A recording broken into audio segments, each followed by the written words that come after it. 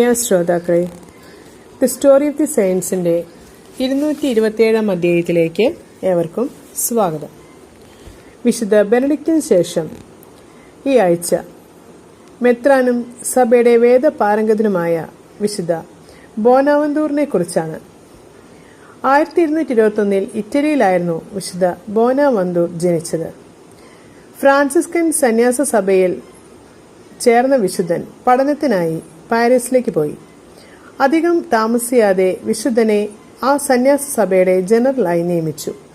ശൈശവ ദിശയിലായിരുന്ന സഭയെ ഏകീകരിക്കുവാനും ഒന്നിപ്പിക്കുവാനുമുള്ള വിശുദ്ധന്റെ പ്രവർത്തനങ്ങൾ കാരണം അദ്ദേഹത്തെ ഫ്രാൻസിസ്കൻ സഭയുടെ 2ാം സ്ഥാപകനെന്നാണ് വിശേഷിപ്പിക്കുന്നത്. ബോനാവന്തൂരയിൽ ഒരു വിശേഷപ്പെട്ട വ്യക്തിത്വത്തെ നമുക്ക് കാണുവാൻ സാധിക്കും. വിശുദ്ധി, ബുദ്ധി, മഹത്വം എന്നിവയിൽ അദ്ദേഹം ഏറെ പ്രസിദ്ധനായിരുന്നു. ഏറ്റെടുത്ത ദൗത്യങ്ങൾ പൂർത്തിയാക്കുവാൻ കഴിവിനാൽ സമ്മാനിതനായിരുന്നു അദ്ദേഹം. മര്യാദയുള്ളവനും ദൈവഭക്തനും കാരുണ്യമുള്ളവനും നന്മകളാൽ സമ്പന്നനും എല്ലാവർക്കും പ്രിയപ്പെട്ടവനുമായിരുന്നു അദ്ദേഹം. കാണുന്നവർ അദ്ദേഹത്തെ ആകൃഷ്ടരാകത്തക്ക വിധം ദൈവം അദ്ദേഹത്തിനൊരു മനോഹാരിത നൽകിയിട്ടുണ്ടായിരുന്നു. ഈ വാക്കുകളാണ് ലയോൺസ് സൂനഹദോസിലെ ചരിത്രകാരൻ വിശുദ്ധ ബോനാവന്തൂരയെക്കുറിച്ച് വിവരിക്കുന്നത്. യുവത്വത്തിൽ തന്നെ വിശുദ്ധൻ ഒരു നല്ല അധ്യാപകനും ശക്തനായ സുവിശേഷകനുമായിരുന്നു. തങ്ങളുടെ സഭയുടെ 2ാം സ്ഥാപകനെന്ന നിലയിൽ വിശുദ്ധനെ പരിഗണിക്കുന്ന ഫ്രാൻസിസ്കൻ സഭയുടെ ഉന്നത പദവിയിൽ തന്റെ 36ാമത്തെ വയസ്സിൽ തന്നെ വിശുദ്ധൻ അവരോധിതനായി. ലയോൺസിലെ സൂനഹദോസിൽ ഒരു പ്രധാനപ്പെട്ട വ്യക്തിത്വമായിരുന്നു വിശുദ്ധൻ. അദ്ദേഹത്തിന് നന്മയും ബുദ്ധിയും പല വിഷയങ്ങളുള്ള വൈദഗ്ധ്യവും മൃദുവായ സ്വഭാവവും മൂലമാണ് ഗ്രീക്ക് സഭ അനായാസേന ലത്തീൻ സഭയുമായി ഐക്യത്തിലായത്. വിശുദ്ധ ബോനാവന്തൂർ ഒരു സൂക്ഷ്മ ബുദ്ധിയുള്ള പണ്ഡിതനും യോഗിയുമായിരുന്നു. വിശുദ്ധന്റെ ആത്മജ്ഞാനത്താൽ അദ്ദേഹം ദേവദൂതനെ പോലെയുള്ള അധ്യാപകൻ എന്നാണ് അറിയപ്പെട്ടിരുന്നത്.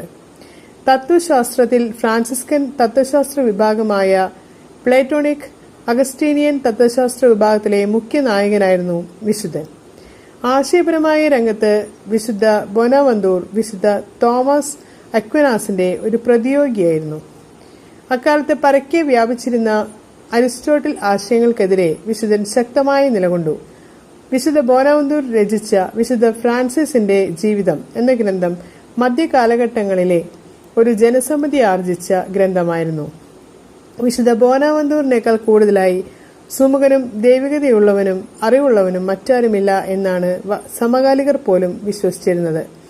ഗ്രീക്ക് ലത്തീൻ സഭകൾ തമ്മിലുള്ള ഐക്യം ലക്ഷ്യമിട്ടുകൊണ്ടുള്ള ലയോൺസ് സൂനഹദോസിനിടയ്ക്ക് 1274 ലയോൺസിൽ വെച്ചാണ് വിശുദ്ധൻ മരണമടയുന്നത്. ഡാന്റെ തന്റെ പാരഡൈസ് എന്ന ഗ്രന്ഥത്തിൽ സ്വർഗീയ നിവാസികളുടെ പട്ടികയിൽ വിശുദ്ധന്റെ നാമം കൂടി ചേർത്തിട്ടുണ്ട്. ഇനി നമുക്ക് ഇന്നത്തെ ചിന്താവിഷയം എന്താണെന്ന് ശ്രദ്ധിക്കാം. വില കൂടിയ ഫോണുകളേക്കാൾ നമുക്ക് വേണ്ടത് വിലയുള്ള ബന്ധങ്ങളാണ്. ആഡംബര വീടുകളേക്കാൾ നമുക്ക് വേണ്ടത് ആഹ്ലാദം നിറഞ്ഞ കുടുംബങ്ങളാണ്. ചീറിപ്പായുന്ന ആധുനിക വാഹനങ്ങളെക്കാൾ നമുക്ക് വേണ്ടത് ഓടിയെത്താൻ കഴിയുന്ന കാലുകളാണ്. വിലയേറിയ ഭക്ഷണത്തേക്കാൾ നമുക്ക് വേണ്ടത് സംതൃപ്തി തരുന്ന ഭക്ഷണമാണ്. ചൂണ്ടുന്ന വിരലുകളേക്കാൾ നമുക്ക് വേണ്ടത് ചേർത്ത് പിടിക്കുന്ന വിരലുകളാണ്. അടിച്ചുപൊളിച്ച് ആഘോഷിക്കുന്ന സുഹൃത്തുക്കളേക്കാൾ നമുക്ക് വേണ്ടത് കുറവുകൾ അറിഞ്ഞ് കൂടെ നിൽക്കുന്ന സുഹൃത്തുക്കളാണ്. മതിൽ കെട്ടിയ പൂന്തോട്ടങ്ങളെക്കാൾ നമുക്ക് വേണ്ടത് സ്വാതന്ത്ര്യത്തിന്റെ വിശാലമായ ലോകമാണ്. ഏവർക്കും നന്ദി.